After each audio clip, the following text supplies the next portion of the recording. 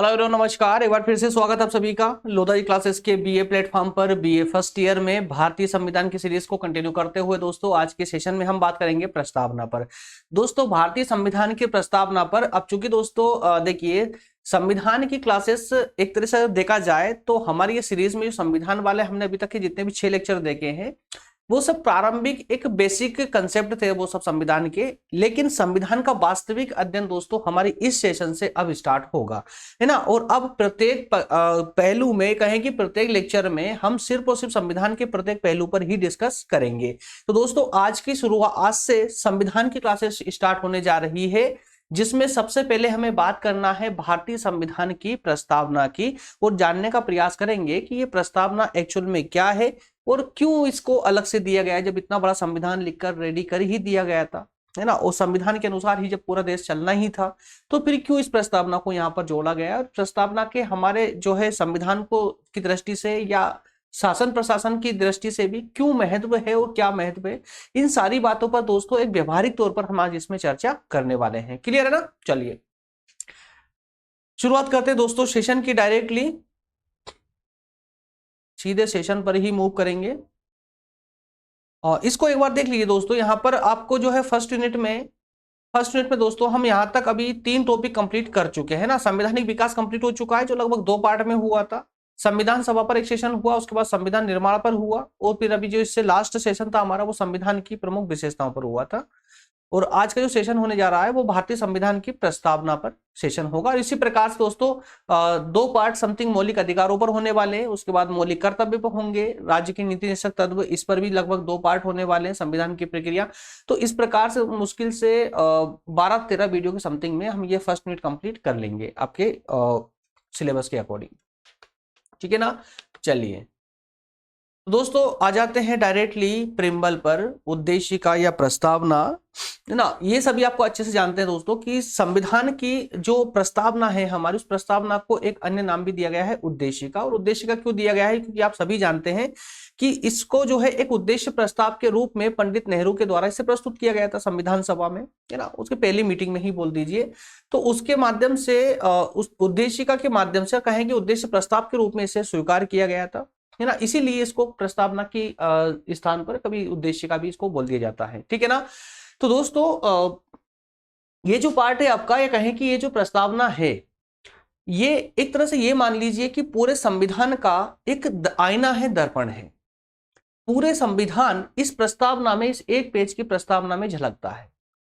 किसी व्यक्ति को अगर संविधान के बारे में जानना है या कहें कि भारतीय शासन व्यवस्था के बारे में जानना है कि भारतीय शासन व्यवस्था किस प्रकार की है, तो उसे पूरे संविधान पढ़ने की आवश्यकता नहीं है। वो सिर्फ इस प्रस्तावना को पढ़ के भी पता कर सकता है कि भारतीय प्रशासन व्यवस्था किस प्रकार की है या संविधान किस प्रकार का है ना। क्योंकि प्रस्तावना में उल्लेखित एक एक शब्द का दोस्तों यहाँ पर एक भी शब्द फालतू नहीं है, एक एक शब्द का यहाँ पर महत्व है। चलिए एक बार इस प्रस्तावना को दोस्तों थोड़ा ध्यान से पढ़ते हैं और उसके बाद में जब हम इसके विशेषताओं की बात करेंगे या लक्षणों की बात करेंगे तो इसमें जो निहित है एक एक शब्द, जिनके माध्यम से हमें हमारी शासन व्यवस्था का पता चलता है या हमारे संविधान के स्वरूप का पता चलता है, जनता को प्राप्त विभिन्न स्वतंत्रताओं का पता उन सभी पक्षों पर हम अंदर पूरे विस्तार से चर्चा करने वाले हैं। लेकिन उससे पहले सबसे ज्यादा आवश्यक है कि इस प्रस्तावना को बहुत सतर्कता के साथ पढ़ लेना चाहिए। और मैं तो दोस्तों आप लोगों से ये कहूंगा कि इस प्रस्तावना को क्लास के जस्ट खत्म होने के जस्ट बाद ही इस प्रस्तावना को मुश्किल से 10 मिनट लगेंगे, अच्छे से इसको पूरी याद कर लीजिए, शुरू से लेकर एंड तक पूरी याद कर लीजिए ना। आइए मेरे साथ में दोस्तों थोड़ा सा इसको पढ़ेंगे, प्रस्तावना को पढ़िए, उसके बाद हम क्लास को कंटिन्यू करेंगे। चलिए। हम भारत के लोग भारत को एक संपूर्ण प्रभुत्व संपन्न समाजवादी पंथ निरपेक्ष लोकतंत्रात्मक गणराज्य बनाने के लिए तथा उसके समस्त नागरिकों को, अब यहां पर रुकिए 2 मिनट के लिए, अब समझिए इसको क्या कहा दोस्तों। यहां पर हम भारत के लोग, इस शब्द को याद रखेंगे आप लोग, हम भारत के लोग। यहां पर यह नहीं कहा कि हम संविधान सभा के सदस्य, समझिए यहां पर कहानी को। संविधान कौन लिख रहा था, संविधान सभा वाले। संविधान सभा में जितने भी सदस्य थे जो निर्वाचित होकर गए थे, है ना, तो उनके माध्यम से संविधान लिखा गया था। लेकिन यहां पर लिखा क्या गया है, संविधान सभा के सदस्य ना लिख करके हम भारत के लोग मतलब कि संपूर्ण जनता का जिक्र किया गया है। अब इसी पॉइंट को सबसे अंतिम में लेकर आ जाइए कि हम भारत के लोग, इसको सीधा नीचे लेकर आइए, इसको हम भारत के लोग, ये देखिए यहां से स्टार्ट कीजिए। अब दृढ़ संकल्प होकर अपनी इस संविधान सभा में आज तारीख 26 नवंबर 1949 ई को एदत द्वारा इस संविधान सभा को अंगीकृत, अधिनियमित और आत्मार्पित करते हैं। इसका क्या मतलब हुआ, देखिए हम भारत के लोग दृढ़ संकल्प होकर अपनी इस संविधान सभा में आज तारीख 26 नवंबर 1949 को मिति मार्गशीर्ष शुक्ल सप्तमी संवत 2006 विक्रमी को, इतना अभी आपको फिलहाल पढ़ने की आवश्यकता नहीं है, हमें प्रस्तावना के एक एक शब्द का अर्थ समझना है ना। और जब इसको याद करेंगे तो आपको कुछ भी नहीं छोड़ना, इसके अंदर टोटल कंप्लीट ऊपर से लेकर नीचे तक एक ही बार में याद होनी चाहिए, ठीक है। तो अभी इसको समझने का प्रयास करें दोस्तों। फर्स्ट लाइन है कि हम भारत के लोग अर्थात कि संपूर्ण जनता। फिर आगे कहा गया है कि दृढ़ संकल्प होकर इस संविधान सभा में 26 नवंबर 1949 को संविधान को अंगीकृत, अधिनियमित और आत्मार्पित करते हैं। इसका मतलब क्या हुआ कि यहां पर संविधान सभा के सदस्य संविधान को एक्सेप्ट नहीं कर रहे, बल्कि भारत की जनता इसको एक्सेप्ट कर रही है। मतलब जनता ने संविधान बनाया है और जनता ही इसको एक्सेप्ट कर रही है। इस बात को याद रखिएगा, आगे काम आने वाली है ना, इस पॉइंट को याद रखिएगा। फिर आगे बढ़ते हैं कि भारत को एक संपूर्ण प्रभुत्व संपन्न समाजवादी पंथ निरपेक्ष लोकतंत्रात्मक गणराज्य बनाने के लिए समस्त नागरिकों को, अब आगे आइए, सामाजिक आर्थिक और राजनीतिक न्याय, सामाजिक आर्थिक और याद रखिएगा तीनों शब्दों को।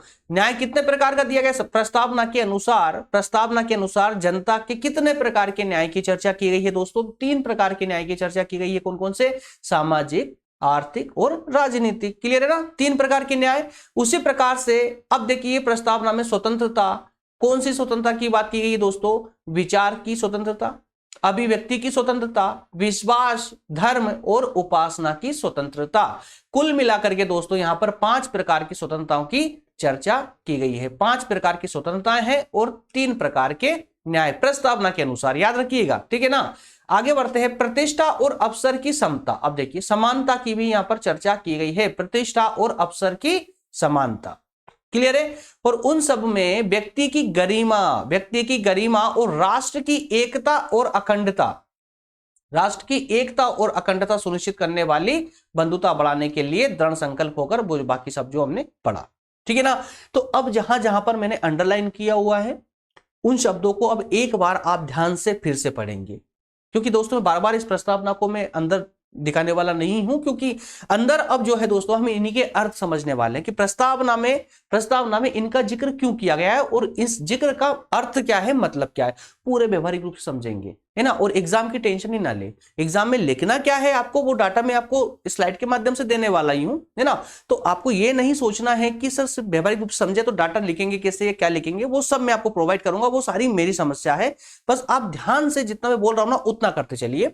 तो सबसे पहले इस प्रस्तावना को अच्छे से एक बार फिर से आप लोग पढ़ करके और जो मैंने अंडरलाइन किया है उस पर फोकस कीजिए। सबसे पहला क्या है दोस्तों, हम भारत के लोग, ठीक है ना, हम भारत के लोग। उसके बाद है संपूर्ण प्रभुत्व संपन्न, किसको, भारत को बना रहे हैं, संपूर्ण प्रभुत्व संपन्न भारत को बनाना है। तो क्या मतलब होता है संपूर्ण प्रभुत्व संपन्न का, समझने वाले हैं। समाजवादी, भारत को बनाना है समाजवादी, पंथ निरपेक्ष, लोकतंत्रात्मक या गणराज्य, ये सब क्वालिटी हमें भारतीय शासन व्यवस्था के अंदर डालनी है, हमें मतलब कि संविधान को, ठीक है ना। ये संविधान निर्माताओं का ये परम लक्ष्य था, या कहें कि उनका उद्देश्य ही था कि एक इस प्रकार के देश की, इस प्रकार के संविधान की व्यवस्था की जाए जो इसी शासन प्रणाली को संचालित करे, जो इस प्रमुख शासन प्रणाली में ये सारे तत्व मौजूद हो, ठीक है ना। तो यहां पर दोस्तों जनता को, अब यहां पर ये कहने का इनका ये प्रयास किया गया है कि अगर हमें देश को संपूर्ण प्रभुत्व संपन्न बनाना है, समाजवादी बनाना है, पंथ निरपेक्ष बनाना है, या लोकतंत्रात्मक बनाना है, या गणराज्य बनाना है, तो इन सबको बनाने के लिए, या कहें कि ये सब एक शासन व्यवस्था में डालने के लिए सबसे ज्यादा जरूरी है कि वहां की जनता को विशेष प्रकार का न्याय दिया जाए, विशेष प्रकार की स्वतंत्रता दी जाए और उनको समानता के अवसर भी दिए जाए। तो ये तीन जो विशेषताएं बात की गई है दोस्तों, न्याय, स्वतंत्रता और समानता की, ये सबसे महत्वपूर्ण तत्व है हमारे पूरे संविधान के, याद रखिएगा, है ना। तो इन्हीं के आधार पर ही दोस्तों हमारा जो हमारा देश है वो आज विश्व का सबसे बड़ा लोकतंत्र बन चुका है ना। तो लोकतंत्र या गणतंत्र हम जो कहलाते हैं, गणराज्य है, ये सब इन्हीं की बदौलत है, ठीक है ना। न्याय, स्वतंत्रता और समानता, याद रखिएगा। उसके बाद में व्यक्तिगत स्वतंत्रता की भी यहां पर बात की गई है, किस रूप में दोस्तों, गरिमा के रूप में। किस रूप में? गरिमा के रूप में। अब यार देखिए, ये जो स्वतंत्रता है, ये समानता है, ये न्याय है, ये तो एक सामूहिक अधिकार हुए सबके, है ना। जो स्वतंत्रता आपको प्राप्त है वो स्वतंत्रता मुझे भी प्राप्त है, तो ये तो सब सामूहिक है ना, संपूर्ण समाज को दिया गया है अधिकार। लेकिन व्यक्तिगत स्वतंत्रता भी प्रोवाइड की गई है जनता को, किस रूप में? गरिमा के रूप में। किसके रूप में दोस्तों? गरिमा के रूप में, है ना, ताकि व्यक्ति अपना गरिमा पूर्ण जीवन जी सके, अपना जीवन यापन जो है एक इज्जत के साथ में कर सके। कुल मिलाकर समझिए, क्लियर है। इसके बाद में बात की गई है राष्ट्र की एकता और अखंडता की। अब संविधान निर्माताओं के सामने एक सबसे बड़ा जो चैलेंज था, वो जिस आधार पर ब्रिटिश सरकार ने संविधान सभा के सदस्यों को चैलेंज किया था कि आप इस संपूर्ण भारत के लिए एक संविधान नहीं बना सकते, एक ऐसे संविधान का निर्माण आप नहीं कर सकते हो जिससे पूरा देश संचालित एक साथ एक संविधान के आधार पर संचालित हो सके। उन्हें चैलेंज किया था। क्यों किया चैलेंज? क्योंकि कई सालों से वो शासन कर रहे थे भारत पर, और वो अच्छे से जानते थे कि भारत में इतनी विभिन्नताएं हैं, इतने अलग अलग प्रकृति के लोग यहाँ विद्यमान हैं, भौगोलिक दृष्टि से देखा जाए या राजनीतिक दृष्टि से, सामाजिक दृष्टि से, धार्मिक दृष्टि से विभिन्नताएं दोस्तों यहाँ पर भारत में मौजूद है। तो इन विभिन्नताओं को एकीकृत करते हुए, संगठित करते हुए एक अखंड भारत का निर्माण करना संभव नहीं है ना। तो लेकिन फिर भी हमारे संविधान निर्माताओं ने ये करके दिखाया, और ये करते हुए इस सबसे बड़े चैलेंज को एक्सेप्ट करते हुए दोस्तों उन्होंने राष्ट्र की एकता और अखंडता पे सबसे ज्यादा प्रभाव, मतलब सबसे ज्यादा फोकस उन्होंने इस एकता और अखंडता वाले शब्द पर ही किया कि देश की एकता को, विभिन्नताओं के बाद भी देश में एकता कैसे बनाकर रखी जा सकती है। चलिए दोस्तों, तो आई होप कि अब जितने मैंने यहाँ पर ये अंडरलाइन जो शब्द किए हैं, ये आपको क्लियर समझ अब तक आया होगा, है ना। इन सबको बेसिकली लोड मत लीजिएगा, इन सबका जो अर्थ है अब पूरे विस्तार से हम अंदर समझने वाले हैं, ठीक है ना। तो परेशान होने की आवश्यकता नहीं है, बस स्मूथली चलेगा सेशन पूरा, कोई प्रॉब्लम नहीं आएगी। बस सेशन को एंड तक देखेंगे ना तो कंप्लीट सेशन समझ आएगा, है ना। अब दोस्तों यहाँ पर वैसे तो देखिए यूट्यूब पर ना और भी क्लासेस मिल जाएगी जो प्रस्तावना को 5 या 10 मिनट में खत्म करवा देंगे आपको सेशन को, लेकिन थोड़ा यार अगर समझाएंगे तो समय तो लगेगा, है ना। कुछ डेटा अगर आपको एक्स्ट्रा प्रोवाइड करेंगे तो समय तो लगता है, इसलिए मैं कभी टाइम देकर क्लासेस नहीं लेता हूं, है ना। तो थोड़ा सा प्लीज पेशेंस बनाकर रखें क्लासेस में, और एंड तक थोड़ा सा बने रहें, जिससे कि आपको पूरा टॉपिक अच्छे से समझ आएगा, है ना। और समझना यार देखिए, सिर्फ एग्जाम के लिए, मात्र एग्जाम के लिए डेटा इकट्ठा करना पढ़ना फिर मतलब क्या है यार, कुछ समझिए भी तो, सीखिए भी तो कि ये सब चीजें क्यों हैं हमारी लाइफ में। चलिए तो दोस्तों, संविधान के अगर हम बात करें तो संविधान के सबसे पहले पेज पर अगर कुछ दिया गया है तो वो प्रस्तावना है। जैसे हमारी पुस्तक में इंडेक्स होता है ना, जो वो इंडेक्स ये दिखाता है कि ये पुस्तक किस प्रकार की है, इसमें क्या कुछ भरा पड़ा हुआ है, वो सब दिखाता है। उसी प्रकार से ये उद्देश्य का जो है दोस्तों, हमारा जो प्रस्तावना है, ये प्रस्तावना भी हम संविधान की एक कुंडली कह सकते हैं। क्या कह सकते हैं? कुंडली कह सकते हैं। या ऐसा मानिए कि संविधान, ये जो प्रस्तावना है ये संविधान की आत्मा है, क्योंकि संविधान से संबंधित या जिस पहलू पर या जिस प्रकार की व्यवस्था संविधान निर्माताओं ने संविधान में की है, उस सभी का कंप्लीट निचोड़ जो है वो क्या है? उद्देश्य का है ना। संविधान से संबंधित जो जितने भी महत्वपूर्ण पहलू है, उन सभी का निचोड़ इस प्रस्तावना में डाल दिया गया है। क्लियर है? 395 के इतने बृहद अनुच्छेदों वाले संविधान को एक पेज में लाकर के समाहित कर दिया। सोचिए कितने विद्वान लोग रहे होंगे ये, ठीक है ना। तो संविधान की प्रस्तावना में दोस्तों जो विचार थे, जो विचार अभिव्यक्त किए गए थे, वो विचार पंडित नेहरू के माध्यम से उद्देश्य प्रस्ताव के रूप में प्रस्तुत किए गए थे, जिन्हें संविधान सभा की पहली ही बैठक में उन्हें एक्सेप्ट कर लिया गया था। है ना, पहले ही इस बैठक में उन विचारों को एक्सेप्ट कर लिया गया था। हालांकि प्रस्तावना को जो एक्सेप्ट किया, फाइनली जो एक्सेप्ट हुई ना प्रस्तावना, वो अंतिम दौर में हुई थी, लास्ट में हुई थी, ठीक है ना, 26 नवंबर 1949 को।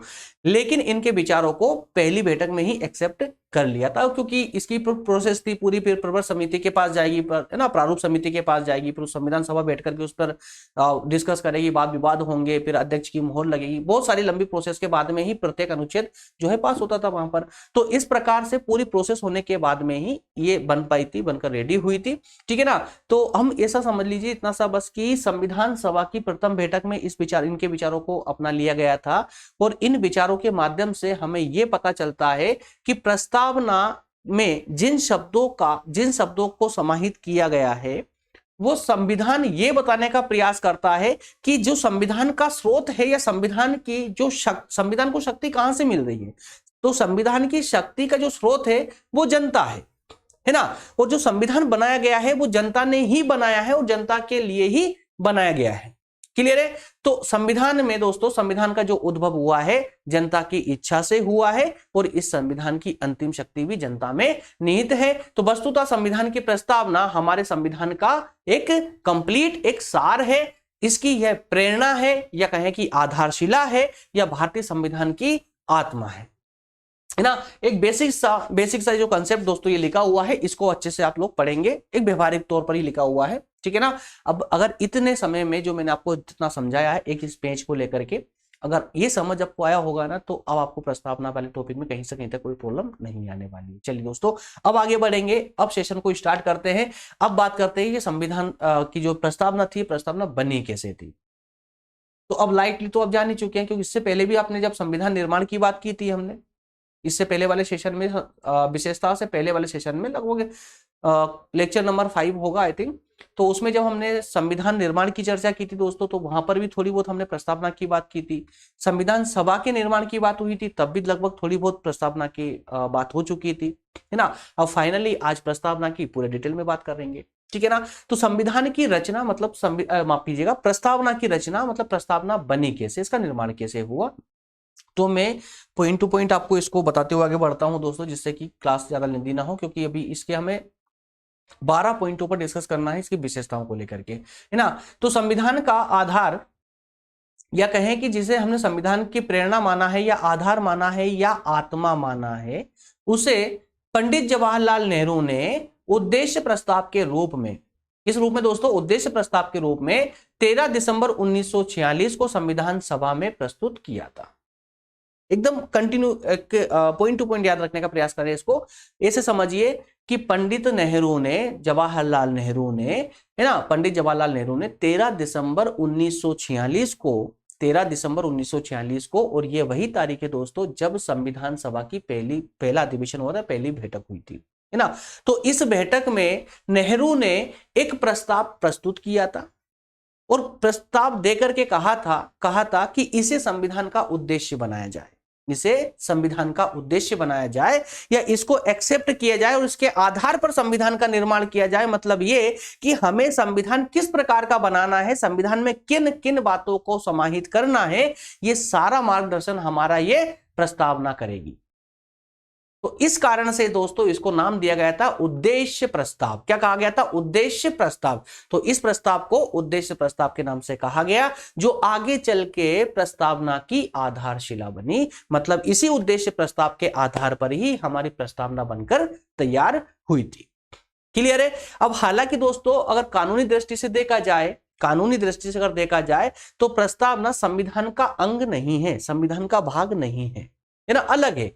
लेकिन हालांकि अब देखिए इस बात पर जो है सुप्रीम कोर्ट में कई वाद विवाद चले। प्रारंभ में माना था सुप्रीम कोर्ट ने, हमारा सर्वोच्च न्यायालय ने, कि प्रस्तावना संविधान का भाग नहीं है ना, तो इसलिए सरकार इसमें संशोधन नहीं कर सकती। लेकिन आगे चल करके कुछ विवाद हुए, आगे चल करके सुप्रीम कोर्ट ने अपने निर्णय को पलटते हुए फिर आगे चलकर ये कहा कि इसमें संशोधन किया जा सकता है, चूंकि प्रस्तावना संविधान का भाग है और इसमें संशोधन किया जा सकता है। परंतु ऐसा संशोधन नहीं होना चाहिए जो इसके जो महत्वपूर्ण जो ढांचा है इसका उसी में परिवर्तन कर दे, तो ऐसा संशोधन नहीं होना चाहिए, है ना। तो ये सारी बातें होने के बाद ही दोस्तों इसमें कुछ परिवर्तन भी हुए थे आगे चल के, और 3 शब्दों को जोड़ा भी गया था प्रस्तावना में। संशोधन करते हुए। कौन कौन से शब्द थे दोस्तों? वो समाजवादी, धर्मनिरपेक्ष और अखंडता, ये 3 शब्द मूल प्रस्तावना में नहीं थे, बाद में जोड़े गए थे। ठीक है ना, समाजवादी, धर्मनिरपेक्ष और अखंडता, इन 3 शब्दों को प्रस्तावना में बाद में जोड़ा गया था। क्लियर है? इसी के साथ में दोस्तों हम थे कि जो प्रस्तावना है वो कानूनी रूप से संविधान का अंग तो नहीं है, लेकिन व्यवहारिक रूप से अगर देखा जाए तो हमारी जो व्यवस्थापिका है या कार्यपालिका है दोस्तों, इनको मार्ग दिखाने का कार्य ये प्रस्तावना ही करती है। ठीक है ना। तो दोस्तों फरवरी, अब देखिए अब आगे कहानी इसकी बढ़ती है। इन्होंने प्रस्तुत तो कर दिया, कब? 13 दिसंबर 1946 को संविधान सभा में। अब यह प्रस्तुत होने के बाद में जो इसकी प्रारूप समिति थी संविधान सभा की, या कहें कि संविधान बनाने के लिए जो अलग अलग समितियां बनाई गई थी, उसमें सबसे प्रमुख समिति कौन सी थी? प्रारूप समिति थी। तो इस प्रारूप समिति ने फरवरी 1948 में इसे एक्सेप्ट किया था। किसको? उद्देश्य प्रस्ताव को, है ना। और इसके बाद में फिर संविधान सभा ने इसको एक्सेप्ट किया। संविधान सभा ने, क्योंकि इस पर पूरा विचार, प्रारूप समिति ने पूरा विचार किया, इस पर विचार करने के बाद में प्रारूप समिति ने इस उद्देश्य प्रस्ताव को संविधान सभा के सामने रखा। तो 17 अक्टूबर 1949 को संविधान सभा ने इस पर विचार करना प्रारंभ कर दिया, क्योंकि संविधान सभा भी डायरेक्ट तो एक्सेप्ट करेगी नहीं, है ना। भले ही प्रारूप समिति ने विचार कर लिया है, कुछ आवश्यक बदलावों के साथ में संविधान सभा में प्रस्तुत कर दिया उसको, तो संविधान सभा में भी तो डिस्कस होगा उस पर। तो वहां पर डिस्कशन चालू हुआ और अंततः दोस्तों, अंततः जब हमारा संविधान बनकर कंप्लीटली तैयार हुआ, उसी दिन अर्थात कि 26 नवंबर 1949 को संविधान की इस प्रस्तावना को स्वीकार कर लिया गया, एक्सेप्ट कर लिया गया, अंगीकृत कर लिया गया। क्लियर है? और जहां पर लास्ट में लिखा हुआ कि 42वें संविधान संशोधन के माध्यम से प्रस्तावना में कुछ चेंजेस किया गया था, है ना। और चेंजेस करते हुए 3 शब्दों को जोड़ा गया था। कौन कौन से? तो दोस्तों समाजवादी, धर्मनिरपेक्ष और अखंडता। क्लियर है? चलिए अब दोस्तों ये रचना प्रक्रिया एक एक पॉइंट टू पॉइंट मैंने जो है उसको हाईलाइट किया हुआ है। ये की पॉइंट है, अगर ये हाईलाइट किए हुए पॉइंट अगर आपको मस्तिष्क में रह जाते हैं तो फिर आपका ये मैटर कभी भूल ही नहीं पाओगे, आप इजीली याद रहेगा। ठीक है ना। चलिए अब इसी के साथ में दोस्तों अब हम बात करते हैं इसके विशेष लक्षणों की और विशेषताओं की। इसके लक्षण और विशेषताएं क्या क्या है? अब ध्यान रखिएगा, जब हमने प्रस्तावना को इतना समय दिया था अभी पढ़ने के लिए, है ना, तो क्यों दिया था, अब आपको वो चीज समझ आएगी। देखिए सबसे पहले हमने क्या देखा था? हम भारत के लोग, यही पढ़ा था ना हम लोगों ने कि हम भारत के लोग। मतलब क्या हुआ? हम भारत के लोग मतलब ये कि संविधान का निर्माण करने वाले हम भारत के लोग हैं, मतलब भारत की जनता है, कोई विशेष सदस्य नहीं है। ठीक है ना। तो इसका अर्थ यह हो जाता है, पहला पॉइंट क्या बोल रहा है कि संविधान का स्रोत कौन है? जनता है। जी हाँ, कि जिस प्रकार से प्रस्तावना में जो शब्द उल्लेखित है, हम भारत के लोग संविधान को अंगीकृत करते हैं, आत्मार्पित करते हैं, अधिनियमित करते हैं, तो इसका अर्थ यही होता है कि संविधान का निर्माण जनता की इच्छा से हुआ है। और संविधान को जो शक्ति मिलती है, संविधान को जो शक्ति मिलती है, देखिए प्रशासन के प्रत्येक पक्ष को या कहें कि प्रत्येक वर्ग को जो शक्ति प्राप्त होती है वो संविधान से मिलती है। शासन को, सरकार को शक्ति कहां से मिलती है? संविधान से। वो संविधान को शक्ति कहां से मिलती है? जनता से। ठीक है ना। तो इसीलिए कहा गया है कि संविधान का जो स्रोत है वो जनता है। और ये हमें प्रस्तावना में उल्लेखित शब्द ये इंगित करते हैं। क्या इंगित करते हैं? कि हम भारत के लोग भारत के संविधान को अंगीकृत, अधिनियमित और आत्मार्पित करते हैं। तो यही शब्द हमें दिखाते हैं कि जनता के द्वारा ही संविधान का निर्माण किया गया है और जनता में ही अंतिम सत्ता, अंतिम जो शक्ति निहित है वो जनता में ही निहित है। क्लियर है ना। चलिए अब आगे बढ़ते हैं दोस्तों। नेक्स्ट है शासन के ध्येयों की घोषणा, मतलब शासन के उद्देश्यों की घोषणा। जी हाँ, प्रस्तावना में हमें यह भी परिलक्षित होता है, ये शब्द भी समझ आते हैं प्रस्तावना को पढ़ के, कि प्रस्तावना के माध्यम से जो शासन है, शासन को कुछ उद्देश्य दिए गए हैं, शासन के कुछ उद्देश्यों की घोषणा की गई है ना। कौन से उद्देश्य हमने देखा था? याद होगा आपको, न्याय की बात की थी, स्वतंत्रता की बात की थी और समानता की बात की थी। प्रस्तावना के अंदर तीन प्रकार की कुछ विशेषताएं थी या अधिकार थे जो जनता को देने की बात कही गई थी, कि अगर ये 3 प्रकार के अधिकार हम जनता को देंगे तभी जाकर के देश या कहें कि हमारा शासन व्यवस्था जो है एक लोकतंत्रात्मक शासन व्यवस्था बन पाएगी, गणतंत्र बन पाएगी। जितनी भी विशेषताएं प्रस्तावना में बताई थी वो सारी विशेषताएं तभी बन सकती है जब ये 3 प्रकार की जो अधिकार है हम जनता को दे। तो ये 3 अधिकार जनता को देना यही हमारे शासन का उद्देश्य था, है ना। और इस उद्देश्य की घोषणा संविधान में ही कर दी गई थी, प्रस्तावना में ही कर दी गई थी। कहीं ऐसा ना हो कि आगे चल करके सरकार पलट जाए, सरकार पलट जाए, वो जनता को न्याय प्रदान ना करे, जनता को स्वतंत्रता प्रदान ना करे, जनता में समानता की भावना जागृत ना करे, समानता के अधिकार उनको ना दे, इस प्रकार का कोई कदम सरकार ना उठाए। इसके लिए पहले से ही घोषणा कर दी गई थी कि चाहे सरकार किसी भी दल की हो, चाहे सरकार कोई भी हो, सरकार को निरंतर ये प्रयास करना होगा अपनी जनता के लिए कि जनता को अधिकतम रूप से न्याय प्रदान किए जाए, उसको स्वतंत्रता दी जाए और समानता दी जाए। क्लियर हो पा रहा है दोस्तों? चलिए आगे बढ़ते हैं। नेक्स्ट पॉइंट है आपका संपूर्ण प्रभुत्व संपन्न। संपूर्ण प्रभुत्व संपन्न, इसका मतलब क्या होता है? बस व्यवहारिक रूप से समझते हुए चलिए। यहां पर जो शब्द लिखे हुए हैं ना, बहुत ही इजी भाषा में है, बहुत आसान भाषा में पढ़ेंगे आप, इजीली समझ आ जाएगा आपको। चलिए, संपूर्ण प्रभुत्व संपन्न। अब दोस्तों, अगर जनता को हम न्याय प्रदान करेंगे, ये संविधान का निर्माण करने वाले जो विद्वान बैठे हुए थे, उन्होंने यही डिस्कस किया कि अगर हम जनता को अधिकार प्रदान करते हैं, न्याय प्रदान करते हैं, स्वतंत्रता वगैरह, समानता, ये सब प्रदान करते हैं, तो इसका पीछे का उद्देश्य क्या है? इसका पीछे का उद्देश्य यह है कि जिस देश में जनता के पास पर्याप्त अधिकार होते हैं, उसी देश को हम दोस्तों यहां पर लोकतंत्रात्मक कह सकते हैं, या गणराज्य कह सकते हैं, या हम इस प्रकार से भी ये भी कह सकते हैं कि वो राज्य पूरी तरह से स्वतंत्र है, ताकि वो जनता के लिए एक लोक कल्याणकारी राज्य की स्थापना के मार्ग पर चल रहा है। वो राज्य कि हर एक प्रकार से वो राज्य अपने आप को लोक कल्याणकारी राज्य बनाना चाहता है। और कोई भी राज्य लोक कल्याणकारी राज्य कब बन सकता है? लोक कल्याणकारी राज्य का मतलब क्या हो दोस्तों? जो प्रत्येक स्तर पर जनता के हित के लिए कार्य करे, है ना। तो लोक कल्याणकारी राज्य कब बनेगा? जब उसे किसी बाहरी देश का दबाव ना हो उस पर, या आंतरिक रूप से भी उस पर कोई दबाव ना हो। जब सरकार पर, जब दोस्तों एक ऐसी सरकार हो, किसी राज्य की, जिस पर देश के अंदर से भी किसी का दबाव ना हो उस पर, और देश के बाहरी मतलब कि विश्व के अन्य देश का भी उस पर कोई दबाव ना हो। तो इस प्रकार की जब स्वतंत्र सरकार स्वतंत्र होती है, शासन व्यवस्था स्वतंत्र होती है, तो उसी को हम कहते हैं संपूर्ण प्रभुत्व संपन्न। मतलब ये कि संपूर्ण शक्ति उसके पास निहित है, उसके पास ही है। उससे ज्यादा शक्तिशाली एक राष्ट्र के अंदर और कोई नहीं हो सकता। आज आप स्वयं भारत को लेकर देख लीजिए दोस्तों, क्या हमारी सरकार से ज्यादा शक्ति संपन्न पूरे देश में कोई अन्य व्यक्ति है, या कोई अन्य संस्था, या कोई अन्य वर्ग है?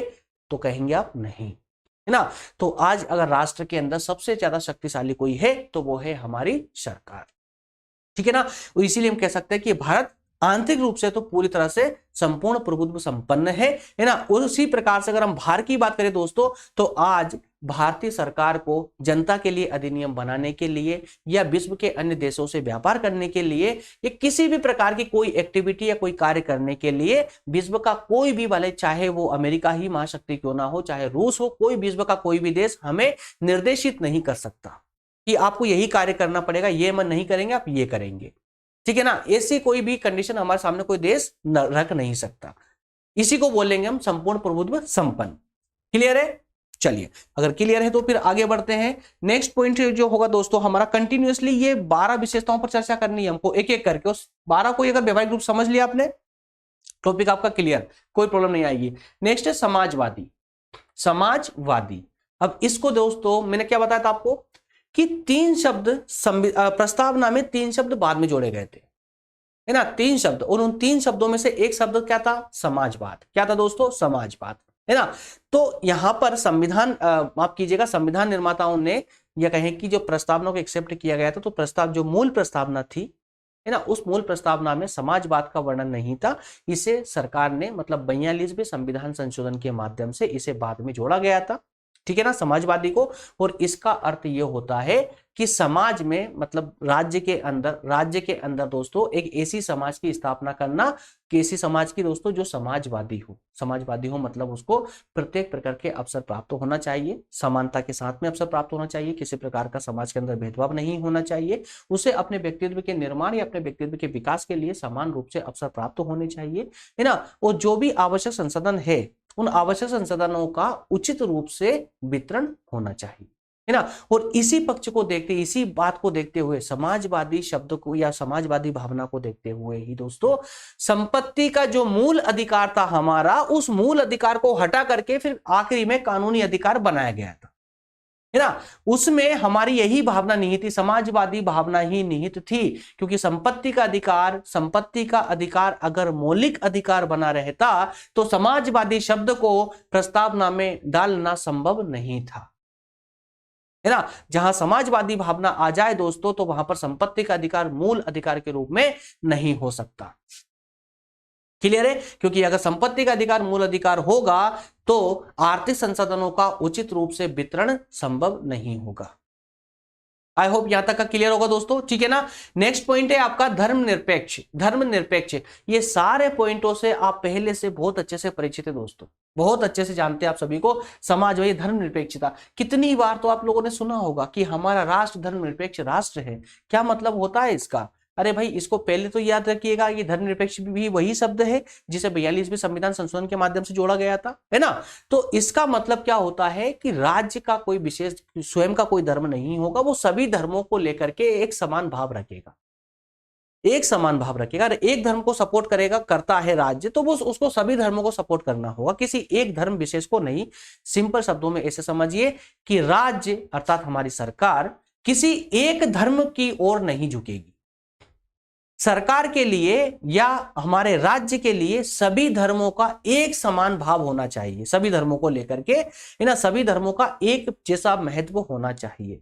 अगर किसी एक धर्म को सपोर्ट करते ही सरकार तो सभी धर्मों को सपोर्ट करना चाहिए। किसी एक धर्म विशेष के लिए अगर वो किसी प्रकार की कोई सुविधा मुहैया करवाती है तो दोस्तों उस राज्य को, उस सरकार को हम धर्मनिरपेक्ष राज्य नहीं कहेंगे। जैसे कि आज एग्जांपल ले लीजिए, जैसे कि पाकिस्तान है ना, तो पाकिस्तान का अपना स्वयं का धर्म है, पाकिस्तान राज्य का अपना स्वयं का धर्म है, ठीक है ना, तो उसे हम धर्मनिरपेक्ष राष्ट्र बोल ही नहीं सकते। लेकिन भारतीय सरकार का, भारतीय राज्य का कोई अपना स्वयं का कोई धर्म नहीं है, इसीलिए भारतीय शासन व्यवस्था जो है दोस्तों, या कहेंगे भारतीय राज्य क्या है, धर्मनिरपेक्ष राष्ट्र है। क्लियर है, चलिए आगे बढ़ते हैं।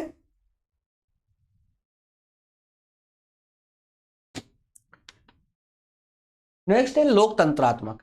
अब लोकतंत्रात्मक का मतलब क्या होता है भाई? लोकतंत्र का मतलब ये होता है कि जहां जनता शासन व्यवस्था में भाग लेती है ना, चाहे वो प्रत्यक्ष रूप में ले या अप्रत्यक्ष रूप से ले। प्रत्यक्ष रूप से अगर जनता शासन व्यवस्था में भाग लेती है तो वो प्रत्यक्ष लोकतंत्र बन जाती है ना, और अगर अप्रत्यक्ष रूप से लेती है तो फिर वो प्रतिनिध्यात्मक लोकतंत्र बन जाता है। प्रतिनिध्यात्मक लोकतंत्र, इसका मतलब क्या होता है? भारत में कौन सा लोकतंत्र है दोस्तों?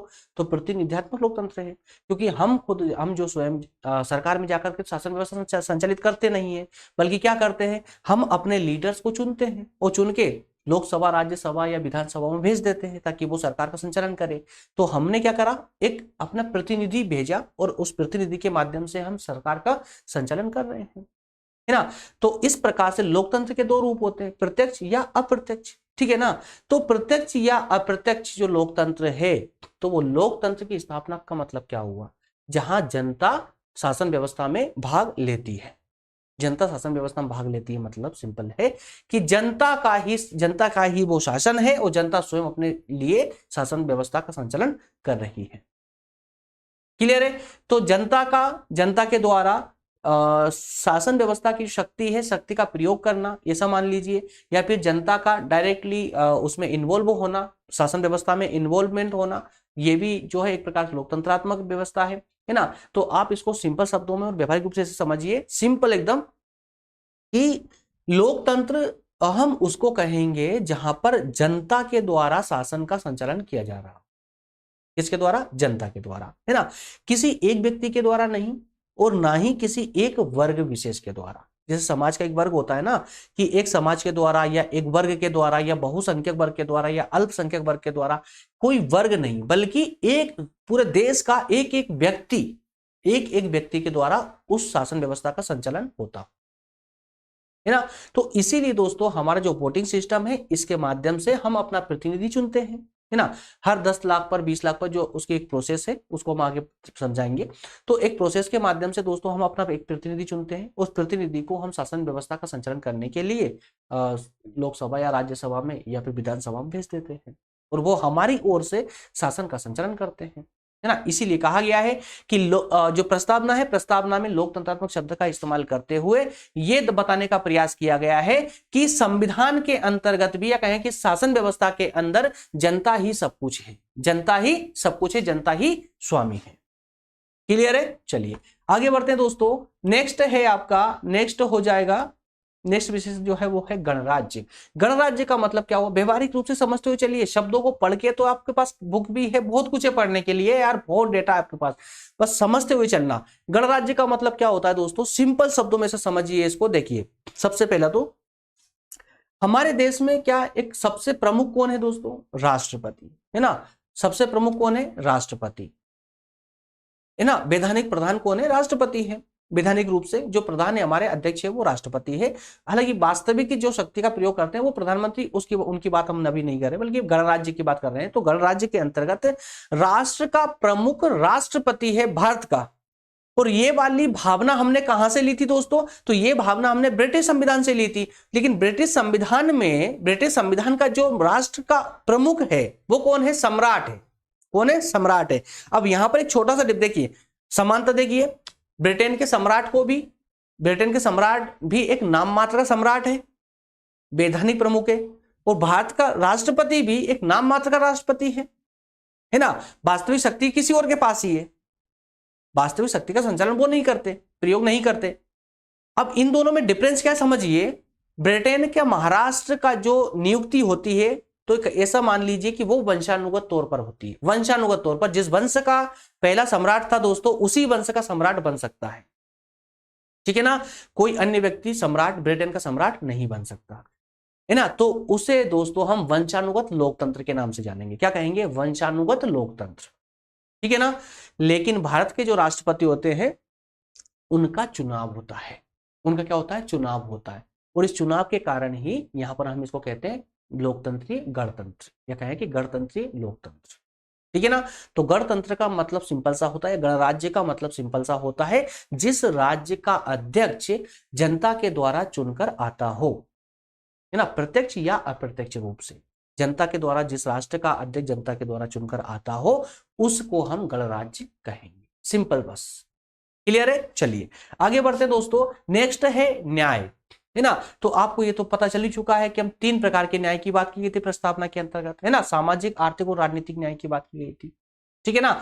तो सच्चे लोकतंत्र की स्थापना में स्वतंत्रता और समानता के अलावा अगर बात करें दोस्तों, तो न्याय भी बहुत ज्यादा महत्वपूर्ण है। जनता के लिए न्याय बहुत महत्वपूर्ण है।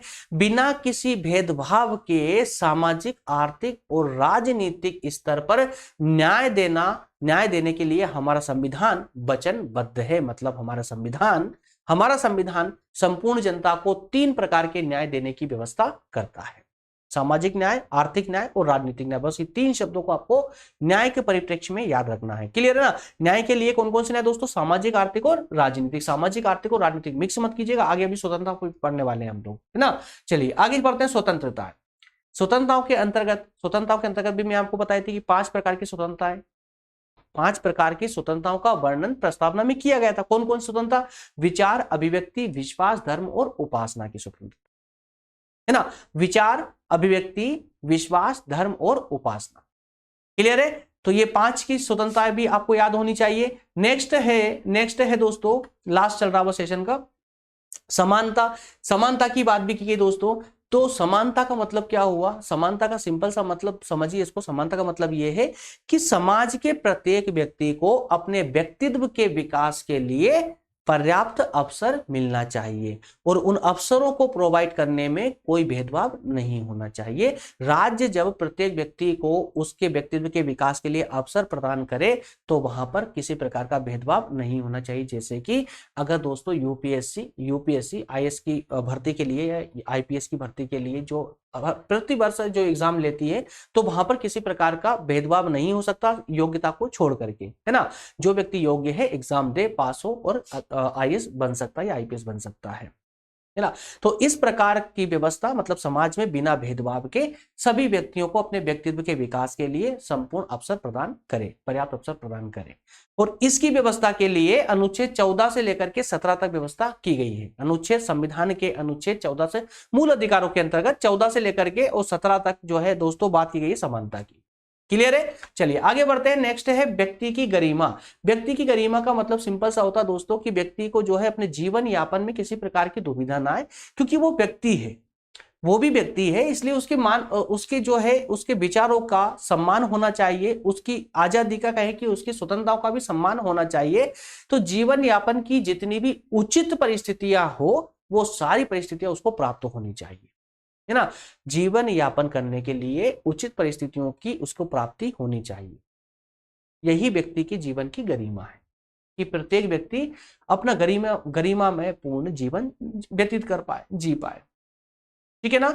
नेक्स्ट एंड लास्ट है दोस्तों, राष्ट्र की एकता और अखंडता। इस पर भी हम बात कर चुके थे, है ना, कि राष्ट्र में इतनी विभिन्नताएं हैं, राष्ट्र में इतनी विभिन्नताएं हैं।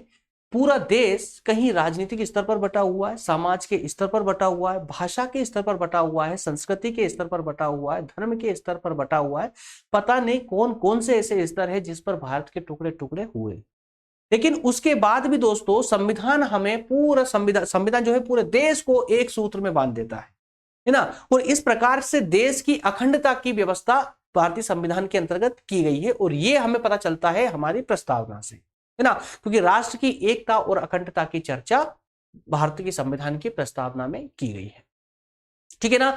तो भारतीय विभिन्नताओं को देखते हुए भी भारत की बुनियादी एकता पर फोकस करना, है ना, और उसे दृढ़ता प्रदान करना, ये सबसे बड़ा लक्ष्य, सबसे बड़ा अगर कोई लक्ष्य है राष्ट्र का, शासन का या संविधान का, तो वो यही है, देश की एकता को बनाए रखना, देश की अखंडता को बनाए रखना।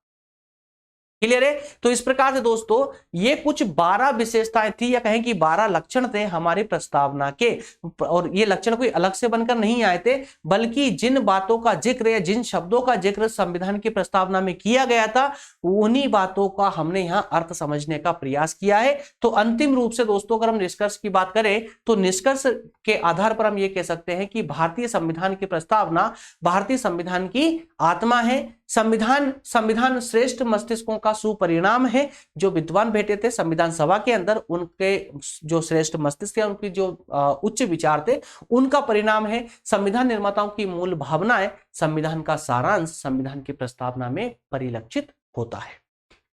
ठीक है ना। तो इस सिंपल सा 3 लाइन का दोस्तों ये निष्कर्ष है। सिंपल सा है, कुछ भी डिफिकल्ट इसमें नहीं था, बस समय इसलिए ज्यादा लगा है क्योंकि इसको समझाना, व्यवहारिक रूप से समझाना आपके लिए ज्यादा आवश्यक था।